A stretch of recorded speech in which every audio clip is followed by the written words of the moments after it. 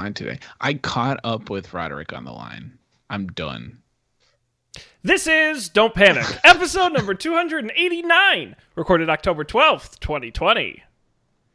Hello, everybody. Welcome to this episode of Don't Panic, the technology podcast on gadgets, the internet, and where would we be without you? I'm Sean Jennings, joined as always by two guys who apparently need more podcasts to listen to. It's Dan Miller and Colby Rabideau. Hello, gentlemen. Hi, Sean. I finished both of my long-term, binging from the beginning podcasts.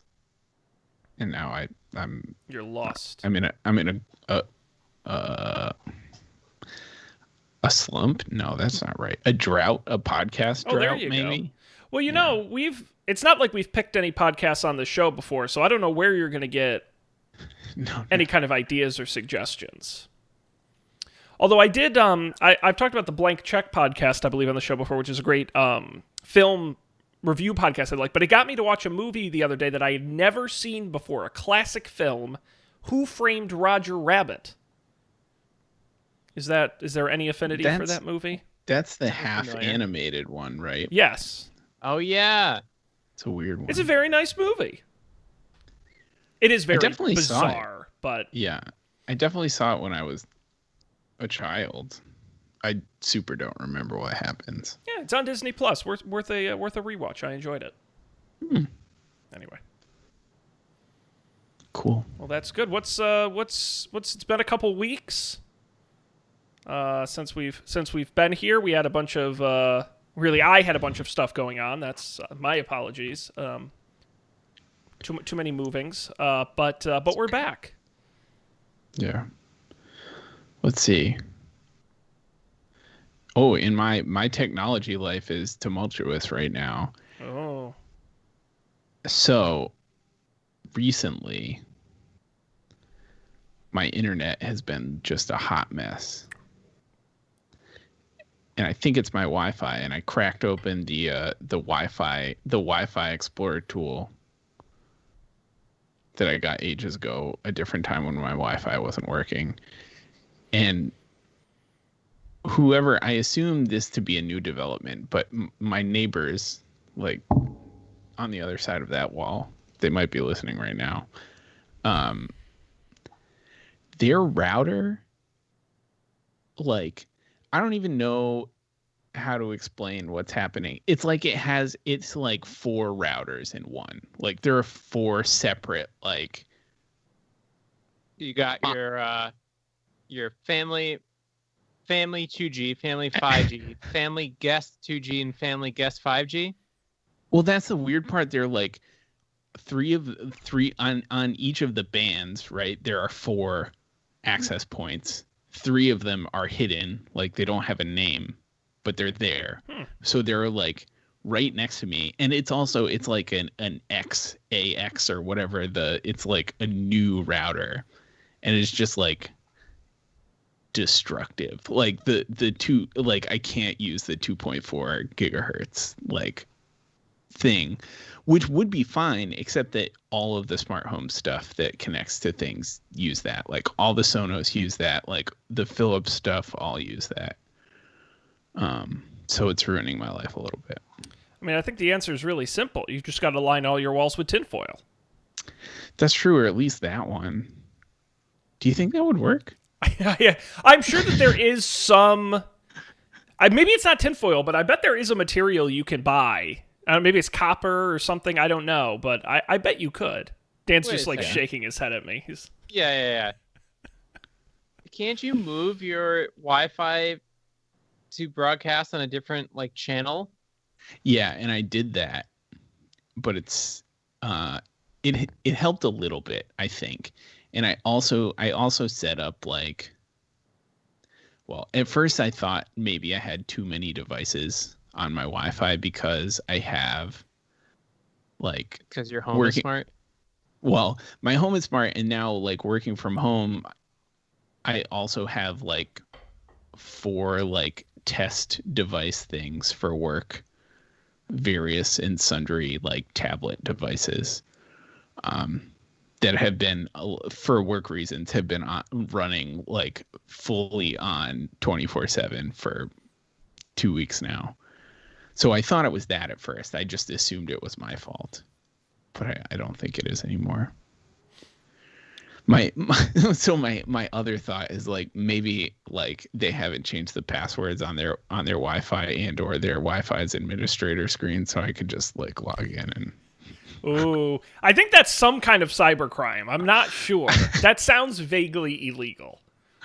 Yeah, I'm almost certain that it is. See, now I have an idea that may make the problem either better or way worse, and I'm just not smart enough to know. But what if you got a bunch of small routers and just connected each, like you had one router for Sonos, and you just connected the Sonos to that. And you did that for all of your smart home stuff, so you couldn't, they're all going really through the hardwired more so than... Yeah. That's not the worst. No, but you can say it is the worst idea. That's fine. I mean, maybe like it might be fine. Like that might be better than what I have like now. Yeah. Or the other thing is, can you some of your bigger, more powerful internet appliances? Can you hardline those in? Maybe. That's the problem is like the cable plug is in not like I would probably put the router in here like next to my computer, right? All things being equal, but the cable plug is in the other room where a TV would be, which is not a problem. Like I don't suffer from a cable TV affliction, but many Americans do. Yeah, I could also just like run Ethernet from there, like back up through the walls. Or you could, run the cable, coax cable. There is a coax cable that comes out in my closet to the right here, but I've tried it before and it doesn't seem to work. It's not, so you got to find the, what you might, if you're feeling really handy, is what you might be surprised. I learned this because the cable guy was here and I was talking with him. If you take the box out of the wall where your cable, when your cable comes into your living room, is it in a box that you screw into like a wall, or does it just like a cable coming out? It's just like a cable. It's super inconvenient. Yeah, it's like the people had the TV mounted, so it's like one of those TV like power boxes in the wall, and just like a coax cable pops out. But I want to hear this thing about the... Well, because if you've got a wall plate somewhere that's where you can screw in a coax cable, if you unscrew the box and pull the box out, you might find a splitter right behind that box, because usually that's so they don't bury it somewhere in the walls, and you may be able to plug something in there or see if like a cable is loose and not plugged in. That's what I had a bad cable line in my house, and the guy found the splitter. It wasn't screwed in all the way, right behind the box. Classic. So I had a hell of a time getting... because my cable hookup is also by the TV, and I wanted it here in the office, and the guy's like, basically, Comcast wouldn't run a cable. So I'm debating if I want to get Ethernet and run it up through the attic and down the wall. I haven't decided yet, but that's always solved ever since, because the desktop, tonight I'm on Wi-Fi in my house with the desktop here, and it's doing an okay job, but I have noticed my Wi-Fi has not been as great now that I'm trying to pump a lot of internet through this, as well as the 40 other devices in my house. Yeah. Because I'm a goddamn lunatic. So much. Which, by the way, we can talk about. I've added at least 6 more smart home items just from moving here. So, including 2 smart connected fans, 3 new wireless outdoor cameras. What else? That's what immediately comes to mind, anyway. Nice.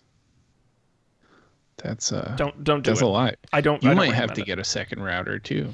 Honestly, it's not. I have like considered it. That's why when I bought this router I have now, I paid extra for like a really beefy one, because I was like, it's no joke. It's like 40 plus devices. That's not an exaggeration. I've looked. Yeah, I haven't looked at the like max device rating for mine. Yeah, I'm scared to. I have 4 different smart home bridges hardlined into my router. Yeah. 4. That's 4 smart ecosystems running simultaneously. Never mind the ones that directly connect on Wi-Fi. So that's a lot of ecosystems, Sean. It's man. It's so It's too much. I don't know why I do this to myself. It's genuinely a problem. I have 22 if you count all of the wired things. 7 wired, 15 wireless. That's not too bad. That's a good ratio of wired to wireless. Yeah. I can't believe I never thought of this before. I got a switch that I put in the TV console, and then I just run one Ethernet cable from the router to the TV, and then I can wire up all of the things in the TV. Great investment. Those little Ethernet switches, and they're not that expensive. A great investment. Yeah. Huh. That's cool. Yep. Man, now you got me thinking. Ooh, that's what we do. Now's the time for a project, Colby. I know. The interesting thing is there are like holeless wall plates on the ceiling here, which I've mostly assumed they used for wall plates. Like it's like a wall plate, like for a plug or a light switch, but there's no hole. It's just like a blank. And where is it on the wall? Well, they're on the ceiling. Oh, they're on the ceiling. Oh, only in your living room or in the rest of the house? Well, they go down the hallway. I think so. I think what happened is they had intended to put up more lights in like the hallway, because there are switches that are in the hallway that don't do anything. But now I'm thinking like maybe I can get at the cable wiring from there, because it's got to go somewhere. Check them out. They got it over there somehow. Yeah, you never know till you look. Yeah. I installed 8 lighting fixtures in this house over the past couple weeks. So I've either gotten really good at wiring, or this house is a death trap and a huge fire hazard. Are you an electrician now? Not even close. And I did screw up a couple of things where you go and you flip on the breaker and then the light still doesn't come on, and you're like, God, fans are very complicated. Because you're adding that third line, and it's a single pole versus a dual pole. And then, of course, I've got to have the Lutron smart wall switch so I can ask my smart home buddy to turn the fan on, because I'm too lazy to do it on the wall. But it works. Yeah. But it works. My router has been up, I'm surprised to see this, for 67 days. Wow. It's not too shabby. Not too shabby. Did we miss any tech news? Wow, we have a bunch of links and just blank headlines. Yeah, I was lazy. I have no idea what any of these things are. Well, while you're reviewing that, Dan, there was something that came up earlier that I know we wanted to discuss tonight. Colby wanted some details around Massachusetts question 1. Oh, right. And you'll have to explain this to me a lot. Oh, look. I don't live in Massachusetts. Your beautiful Massachusetts information for voters packet. I love that, where they have like the pro and the con arguments. Yeah. I thought so. I read the Massachusetts voter information packet about question 1, which to me, so here's what I understand question 1 to be. Cars all have computers in them now, right? Yeah. So you can plug into the car and get like diagnostic information. But it seems that some of the diagnostic information is not available to a random person. So it's like locked down somehow, and only the dealership computers can get at that information. And so question 1 mandates, it seems to be framed as like a right to repair thing. Like you should be able to take your car to anyone you want to take your car to, and they should be able to like, look at your car and do the things just like a dealership would. And the I don't know, like the dealerships are like strong arming you into going to the dealership because they can like fix it better because other people can't access the data. Which seems fine to me. Like, I don't have a car. I've never been negatively affected by this. You don't have a car in this race? No, sir. Kazam. I don't have a car in this race. But then I must have been watching football or something. That's the only thing I've watched on TV lately. But I saw the both sides commercials for this. Oh, the commercials, and they're hard to find online, but the commercials are just They are beautiful. Can I ask some quick background information questions? Yeah. So, what did you call this packet that you got? Oh, the voter information guide they mail out every year to tell you who's going to be on the ballot, how to vote, and they always have detailed breakdowns of the different ballot initiatives. Yeah. Who like creates these breakdowns? Like you said, it has pros and cons of. Yeah, so they give you the exact language of whatever amendment is proposed, and then they pick a representative from each side. So in the case of question 1, it's like the coalition for allowing repairs versus the whatever, like the two official groups. It's the Massachusetts Right to Repair Coalition and the Coalition for Safe and Secure Data, and they sort of each one has a representative who gives a couple paragraphs that says why you should or shouldn't vote for it. Interesting. It's a really helpful resource. Yeah, it really is. They also give you they're like, voting yes on this question means like this thing will be the case, and voting no on this question. Oh yeah, when they always do those sneakies where it's like it's a good thing, but you have to vote no, and they do a good job of breaking that down. Yes. Yeah. Okay. Yeah. Thank you. So I think the gist of this one is like the proposed. Wait. One more clarifying question. So there are commercials that are basically the same thing. They're like video form of that brochure. Oh no. These are political ads, Dan. The best kind. So it's basically, if you talk about yes on one, it's a lot of like, I'm Joe and I own Joe's garage. And, the big guys are trying to, they're generally nice. The no on one ads are my favorite things because there is an ad, I kid you not, where it's like a bunch of like dark web hackers in like a warehouse somewhere, and they're in like matrix lines are going by on the screen, like it looks so goofy, and they're typing away while like there's an ominous narration. Hackers could get control, and then they cut to this like woman driving her sedan down the road, and the hackers and the screen's like connecting, and then it's like, you're in, and the guy's like, we got her. And then they hack her car to crash, which is not a thing. But it's like this woman, like, she takes her hands off the wheel and the car just steers itself and you hear a crash sound and it's like, vote no. Yeah, is that woman like a secret like CIA agent or something that's been targeted for political assassination? It's the most, and it's like the most generic looking woman who's like, an average citizen. The dark web hackers will crash your car if you vote yes on one, and it's so over the top. There's another one where it's a woman in a parking garage late at night walking. It's like the one car in the whole parking garage, and she's walking alone, and the camera like is stalking her, and it's like, voting yes on one could give stalkers your private data. Vote no on one. That she like, they imply like something very bad happens to her. It's so ridiculous, but I do enjoy watching it.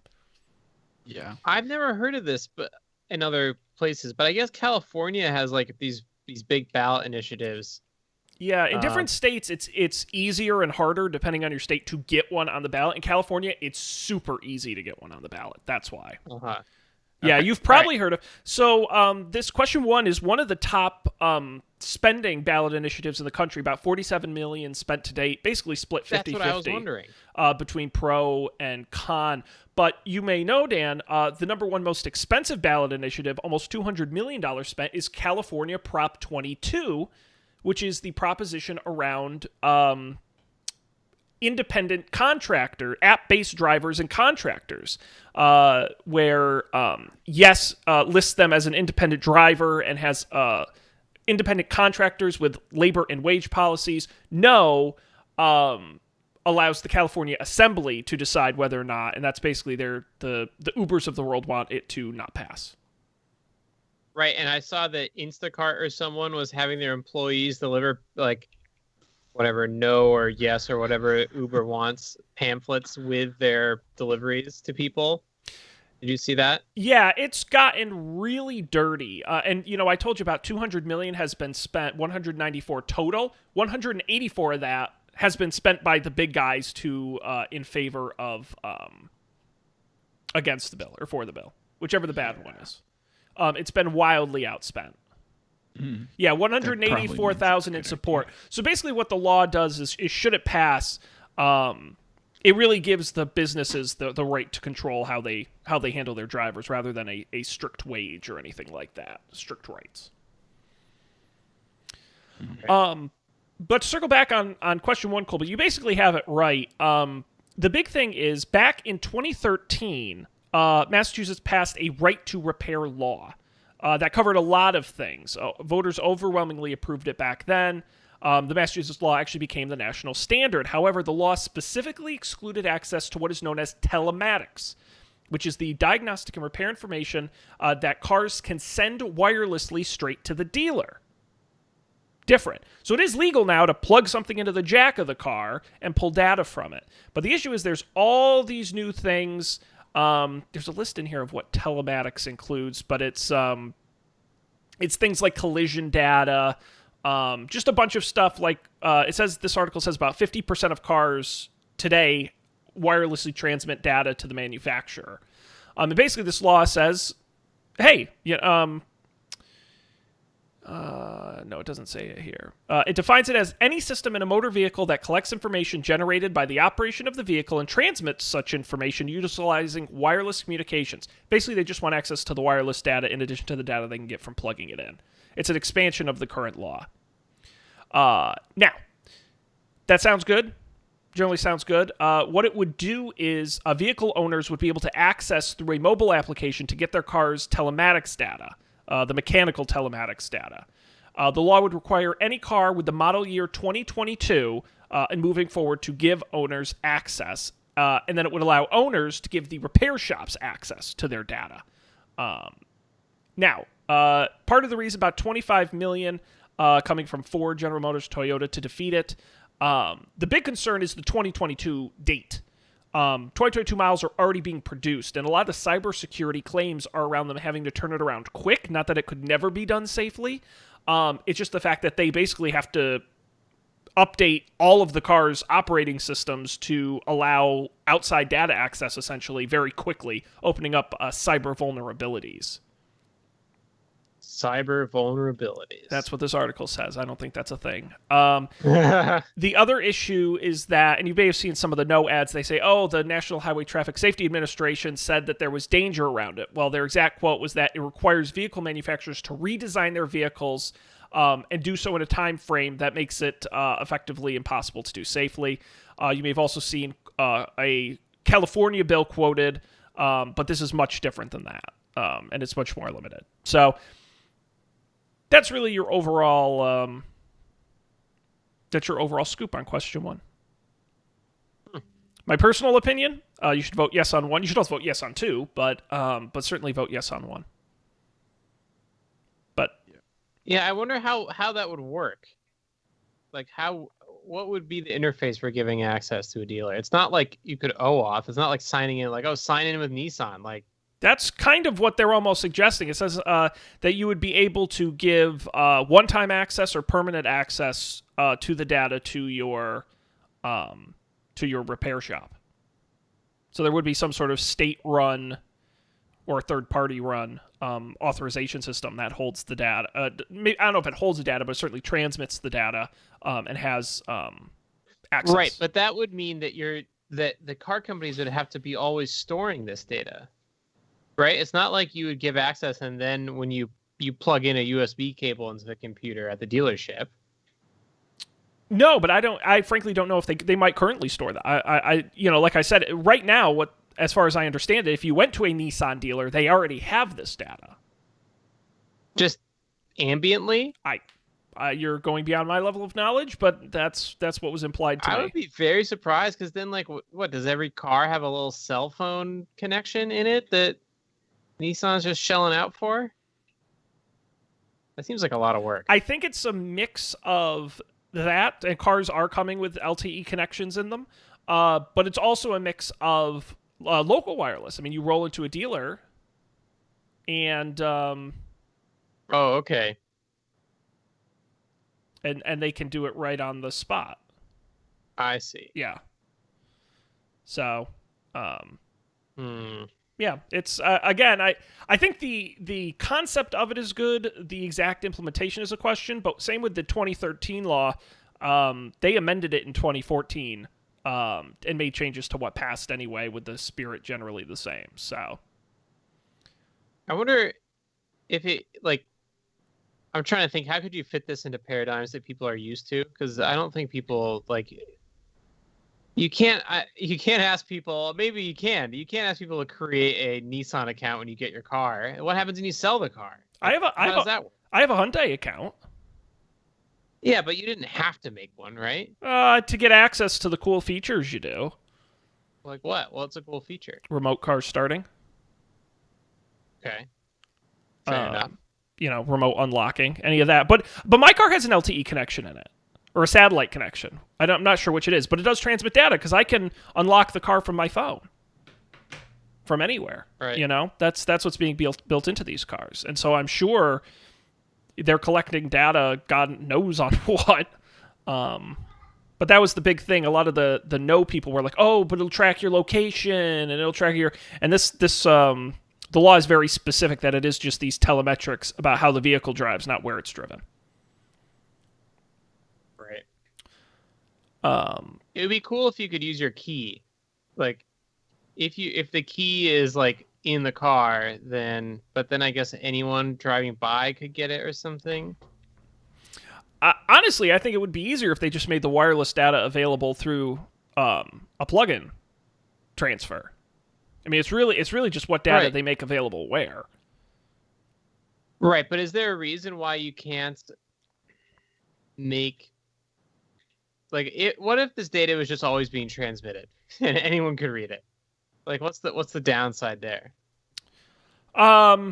Privacy. I mean, that's another big no argument. Is your data could be sold to advertisers, which I guess. Wait, we need them. We need to get them on some like anti-Facebook ads or something. Oh, hey, honestly, it's one of those. And again, the no is sponsored by all the major vehicle manufacturers who track plenty of data and I'm sure sell it to ad companies already. So, and I don't think my local repair shop is going to sell my data to advertisers. Call me crazy. You never know. It's a low concern. Yeah, that's if anyone wants to write in and tell me why if it sounds like this data wants to be pretty non-identifiable anyways. Like you can't really tell like anything about who someone is based on it like what error codes and check engine lights are on and how much oil and gas is in the car. So or even how much mileage it is. It says, so I tracked this down that says common features of telematic systems include collision notification, emergency assistance, roadside assistance, vehicle diagnostics, and geofencing. And so, yeah, that's like they have a feature now in cars where like if you give your car to your teenager, you can actually stop the car from going outside of a predetermined geographic area. Mm-hmm. How does that work? Seems dangerous. Well, no, I mean, it's not, the car doesn't like suddenly like shut off when you cross the line. I think it just notifies you as the parent that they've done it or something. I don't know if there's actually like a physical stop, but they have a lot of those kind of features for children now. Teenagers. I shouldn't call them children. But I think it is also like, imagine if when you hit, I don't know, Dan. I don't know. It's really, you're not, a lot of people, it is confusing because a lot of this is all new technology where it's like, what could telemetrics be? Like I read roadside assistance and it's like, well then could I have the right to, when I push the emergency button, instead of calling Hyundai, it calls a local towing company I pre-authorize? Because they will now have access to that? I don't know. Is OnStar still a thing? This is all coming back to me now. OnStar. Well, I have Blue Link is Hyundai's that does the same stuff where I have the emergency button in the car and I can pay them for the right to push the button and an operator answers and I say, can I get direction? She goes, sending directions to your car. And I'm like, I don't know why anyone would do that, but I can pay them for the right. It's like analog. You can basically get like a Google Maps concierge. Honestly, you do. And someone will, and because it uses the satellite phone in the car and it will call them and you can be like, can you find me a local restaurant? And they'll just like Google it on their computer and be like, oh yeah, there's a Subway down the road. I'll send directions to your car. And then it shows up on the car. It's very weird. It's very weird. I wonder where their responsibilities end. That's a good... Did you get them to make a reservation? Maybe that's what you do. Sean. You don't need to get a personal assistant. You just hit your blue light up. Oh my god, because I'd be like, can you make me a dentist appointment? Sorry, are you driving? I think I hear music and some bacon sizzling in the background. Yeah, no, I'm totally in the car. That's just the podcast I'm listening to. Cook bacon in the car. That's awesome. Yeah. Well, I will say, yeah, go ahead. I was gonna say just I read the voter information packet. And I was like, I think I understand this. I feel like this is a thing I'm in favor of. Like, let's do it. And then I watched TV and I saw that your car is gonna be hacked and people are gonna kidnap you or something remotely. And then I got worried. Yeah. Oh yeah, no, they are extreme.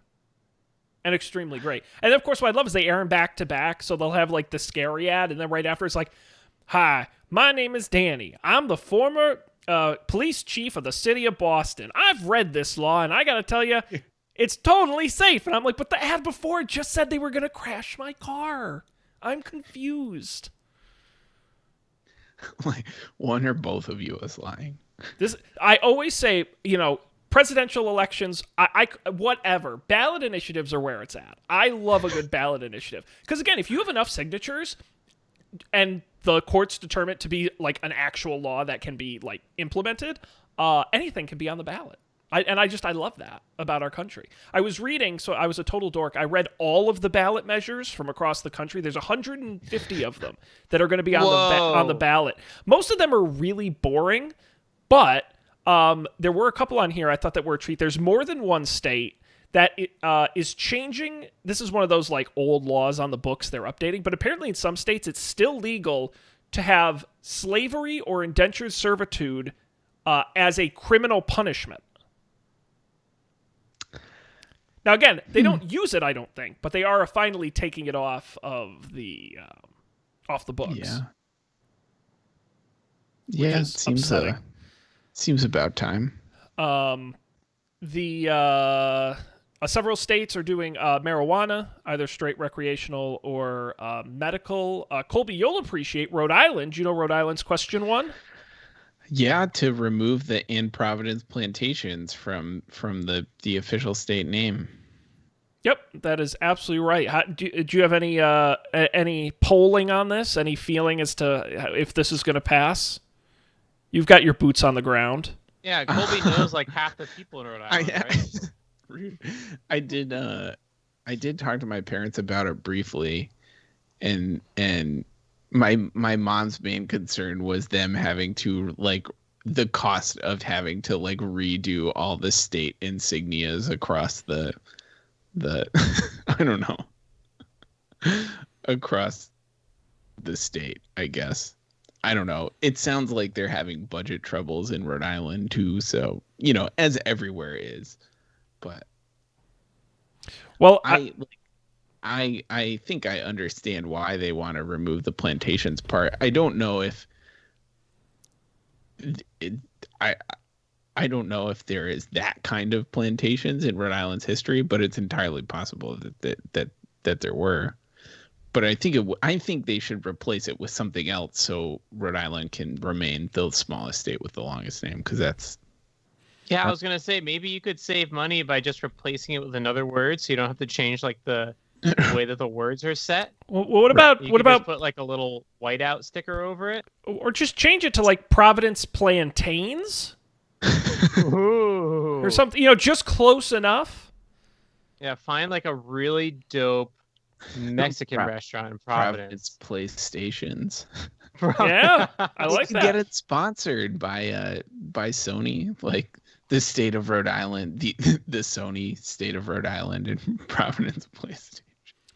Well, I will say, according to Ballotpedia, nobody has spent, or I should say, there hasn't been a single dollar spent in favor or opposed to it. So, well, we could change that. Should we launch like a $20 ad buy? Be like big corporate money's flowing in from Don't Panic LLC. Our dark money slush fund account. Like, when did they start meddling in politics? All right, well, guys, that's what's going on around the country and in your state. But there is some tech news in here. Is there anything in particular you guys would like to start with from this long list, a multi-week list of stories? We sort of cooled down from our big announcement run we had there. Just anybody at all. Anybody with an opinion. Sorry, I have to look at all the tabs. I didn't give my clever descriptions. It's okay. New emojis. I don't know. Oh, I like the emoji with the glasses and the nose, like the nose glasses. That's funny. Oh, the Groucho Marx glasses there. Yes. Did you guys know that in iOS 14 you can search emojis now in the iOS emoji keyboard? Very helpful. Well, if they keep adding them, there's too many. I'm going to be honest. It's getting annoying. Well, yeah, it's been annoying for years. But that was something that should have existed a long time ago, but I'm glad it's here now. Have you guys ever used the feature in iOS where it like turns the word orange and you can tap it to turn it into an emoji? Do you know what I'm talking about? Yeah. Rarely. It's not like intuitive. It's not the way I expect the feature to work. I don't find it helpful, if I'm being honest. Well, do you know what we're talking about? No. Yeah, it's when if you type out a message in iMessage, probably in other apps too, and then you click on emojis, a bunch of the words will turn orange if there's an emoji they think. So if you type the word cake, it'll turn orange, and then if you tap it, it'll change it into the emoji of a cake. Yeah, I've never used that. Yeah, it's not helpful at all. No, it's not how I roll. I do type in the word and then pick the like suggestion emoji sometimes. Suggestion. Oh, in the like the thing above the keyboard? Yeah. Like the autocomplete. Yeah. You mentioned other new emojis include a bison, a woolly mammoth, gender-neutral Santa, a realistic heart and lungs, a dodo bird, a roller skate, a plunger, a saw, a Russian nesting doll, some logs, among others. A worm. Yeah. Cool. It's going to be wild. 14.2 coming soon. Wild. Yeah. Oh, boy. What else do we have here? Slack's going Discord. Yeah, I actually thought this was an interesting discussion because this is one of those ideas I'm not sure if it's good or not. So Slack announced a couple new features coming soon to a Slack near you before the end of the year. Two main features. The first is Instagram-like stories because if every app doesn't get stories, it's not a real app. Slack sees the video snippets as a way for remote workers to check in and provide status updates or to set the daily agenda for a team. I like how Slack CEO said, quote, "It's very much like Instagram stories or Snapchat stories, but in Slack." I mean, dude's being honest. Instead of having a 15-minute daily stand-up meeting, can we record a quick video that just does whatever the announcements are and having them disappear later? As you mentioned, they're also adding push-to-talk or instant audio, where there are, kind of like in Discord, there will be audio channels where people can jump in and out of, and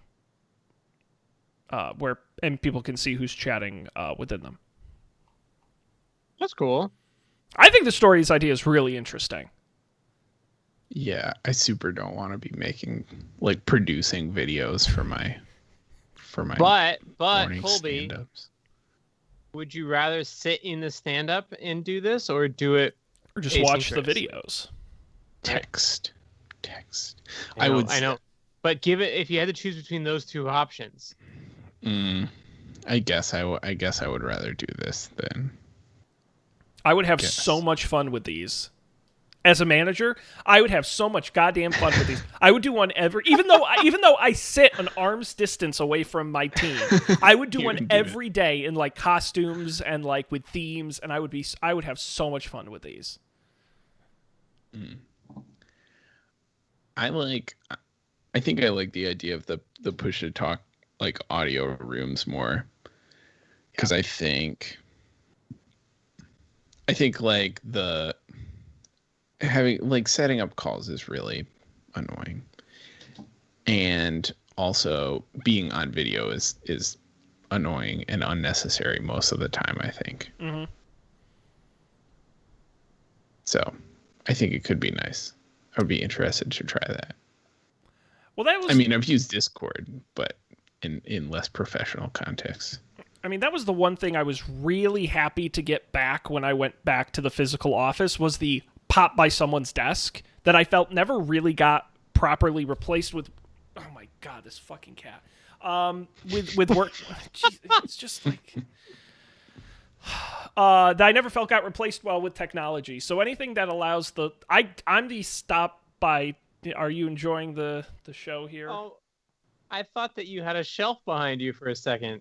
No, he discovered a couple months ago that he could use me as a jungle gym, climb up me, and then sit on top of the chair, and he'll just chill up there until I get up, because he's Wow. a lunatic. But I'm totally the guy who just pops by your desk. Hey Dan, what's going on, man? What's a good How's word? the weekend? Oh my man. Hey, look. Hey, while I'm here, can you do yeah. me a favor? That's. Can I get those TPS reports? That's right. People, and then they get. What I'd love to do is, because that's usually when you do that, you need something. But I do love being the guy like, I don't need anything. I was just walking by. I just want to say hi. Keep up the good work. Nice. I'm really beloved. Nice. Subverting expectations. You know, you gotta surprise him. And now I have this terrible habit at work where I call everybody Mr. or Miss.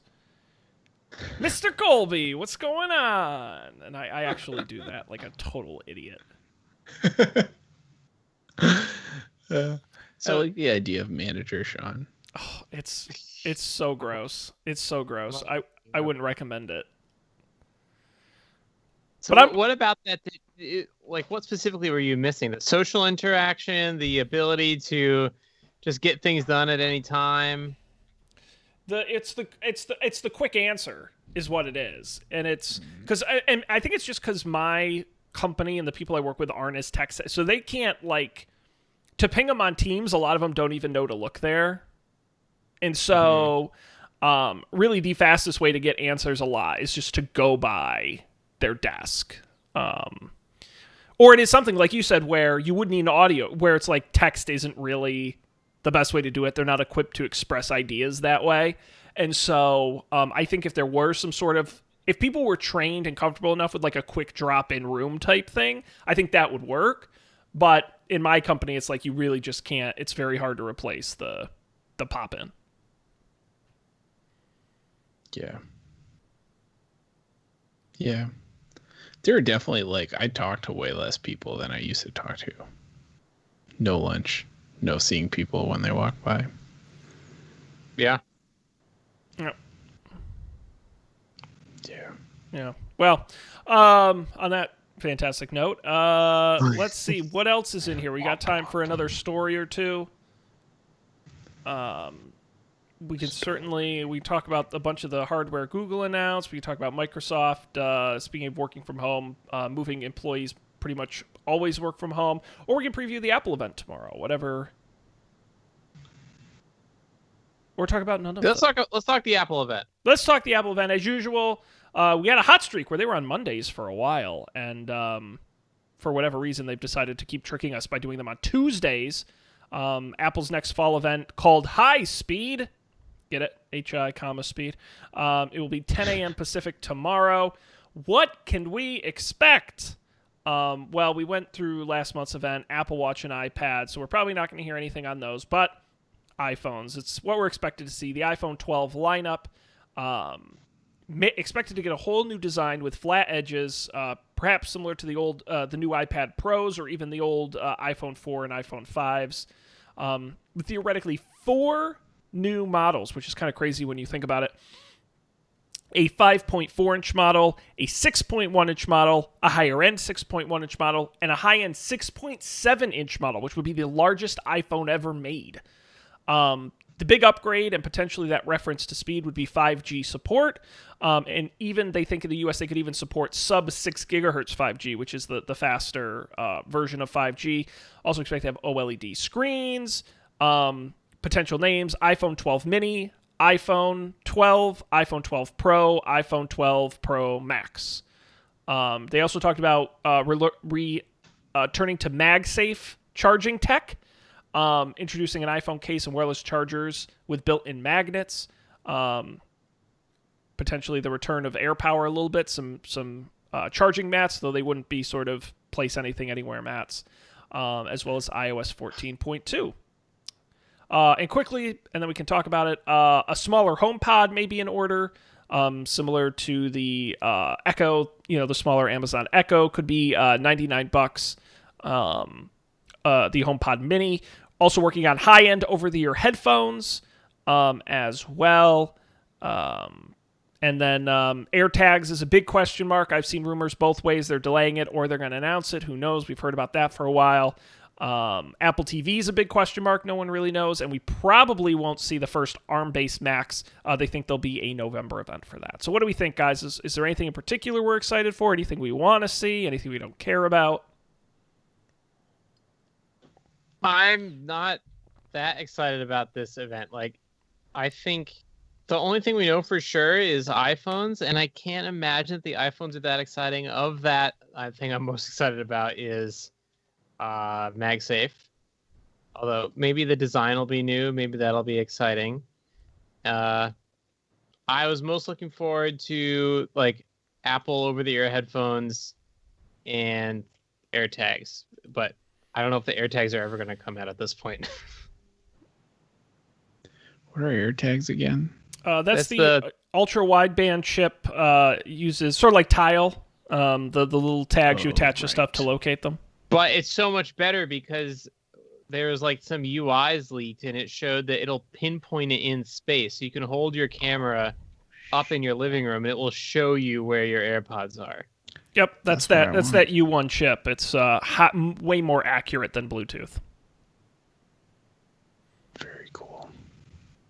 Maybe. Hypothetically cool.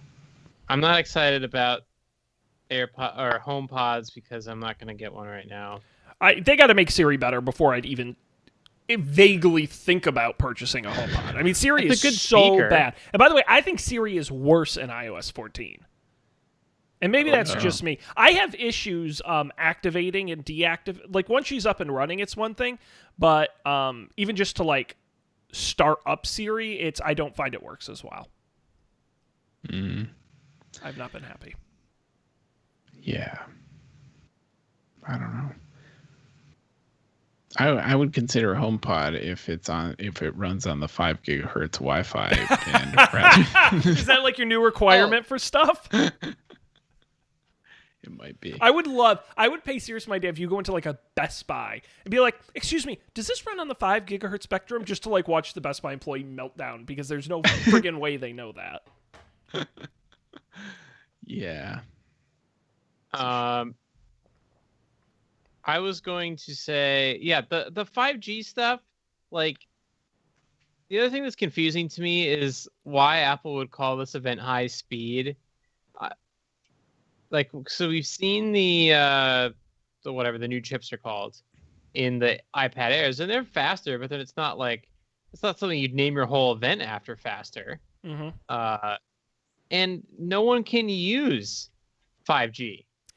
Certainly not the super fast 5G. Even the 5G that you can get in select cities with Verizon and T-Mobile, isn't it the worst 5G? It's better than 4G, but yes, it is. It is. I think even less than half of what full 5G can offer. So I'm confused about that. And then none of the other things that are on offer have anything to do with speed at all. I guess you could argue that the AirTags make finding things faster. Yeah. And that I don't know. You identify things. You say hi. Speed? AirPods. There you are. Yeah, I agree. I think 5G's whack. I think it's confusing for consumers, and I don't think it's a reason people will upgrade, because you're right, they can't get it. I'm excited about the design because I do think the iPad Pro looks really nice with that flat edge design. And if they do a good job of putting it on the iPhones, that's exciting to me. Because I did like the old iPhone 4 and 5 with that sort of stainless steel band around it. Yeah, with the bezel. That was good looking. What's confusing to me is why there are 4 friggin' models of this thing. That's crazy to me. That's so confusing to the average consumer. And what possibly could you do between the 6.1 inch and the high-end 6.1 inch to make them like... It's the same thing with the Apple Watch, where it's the 5, the SE, and the 6, where you're like, why would I get the 6 and not just the... It's like they're creating way too many options with not enough delineation between them. It's baffling to me. So I'm curious if they can really sell the difference. Yeah. I have no idea. I'll be getting a new phone because I subscribe to my phone. I have my phone subscription, so... Same. I gotta find out because I got my company phone. I gotta see if what our upgrade policy is. Yeah. It's the worst year in some ways to get a new phone because, like, what do I need? The big reason to get a new phone each year is better battery life, at least temporarily, and that doesn't really matter because I never leave my house. Yeah, I like my phone constantly operates like between like 10 and 30% battery, and like when it gets down to 10, I usually throw it on the wireless charger for like 20 minutes and it gets back up to 30. What are you guys doing? That's what my life is now. Oh my god. So what phones do you currently have? 11 Pro. Same. Okay, yeah. Then I don't. Other than the 5G, I don't. But you might. In New York City, usually they test a lot of this stuff.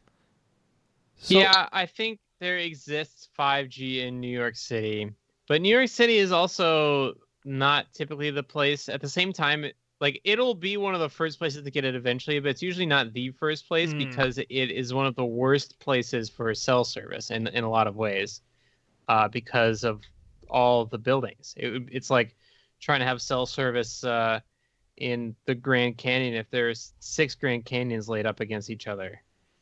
So basically, you're saying New York is like a big hole in the ground? I agree. It's a series of big holes in the ground laid out in a grid. Put that in a billboard. Well, this will be exciting. We'll be back next week, obviously, to cover all the exciting announcements, and you can find out what we ordered, which is always a hoot. There's going to be a lot of curious things, and many that apply to us. So we'll see. Guys, why don't we move on to picks? It's the part of the show where each of us brings something cool we want to share with the broader dregs of society. And right now, Dan's the only one with something in there, so I guess by default he gets to go first. I heard about this game called Hades a while ago. Maybe not a while ago. I heard about it recently, and I was going on vacation, and it looked like it was a game that you could play. Was it multiplayer? It didn't need like a big screen, and you could just play it for a little bit. And I picked it up, and it's super, super fun. It's a rogue-like game, so what that means is that you just play the game over and over again, and you're not meant to win. Each time you play it, like something from your previous attempt persists. This game is called Hades because it takes place in like Greek mythology, and you're the son of Hades trying to escape from the underworld. It's supposed to be impossible. And the thing that really sets the game apart is the art style is really beautiful. It's like you're in some kind of cool comic book thing, and you are like surrounded by like classic Greek mythology melodrama that you're kind of thrown into, and you piece together as you play the game over and over again. So like you play the game and you die, and then you go and you talk to your mom, and you talk to Hades, you go to talk to Achilles is there for some reason. It's cool. It's a lot of fun, and you can just play it for 5 minutes and then put it down and then pick it up. It's a good waste time game. Hades on Nintendo Switch, and it's on Steam, I think. And I think that's it. According to the website, it's also available on the Epic Store and the Nintendo eShop. There you go. So, very cool. Hades. Check it out wherever you get games. Oh, and the gameplay, I should have said this. The way you actually play the game is like you get these different weapons and you just run through rooms and you press buttons and like slaughter demons and stuff. But it gets pretty crazy. Like as the levels go on, it gets harder and harder, and there are these like boss fights which are pretty involved. So it ends up being a lot to keep track of. But it can also be a little mindless. And even if you don't make it that far, that's fine. You'll get something out of it that you can use in your next run through. Awesome. Well, check that out. The link will be on the website. Colby, what do you have here? This is right up my alley. Yeah, man. I don't know if we talked about it on the show before. I really like Minesweeper. That's my favorite Windows 95 classic game. Better than the Abominable Snowman Free Ski? Free? I mean, that one's yeah. pretty fun, but I still...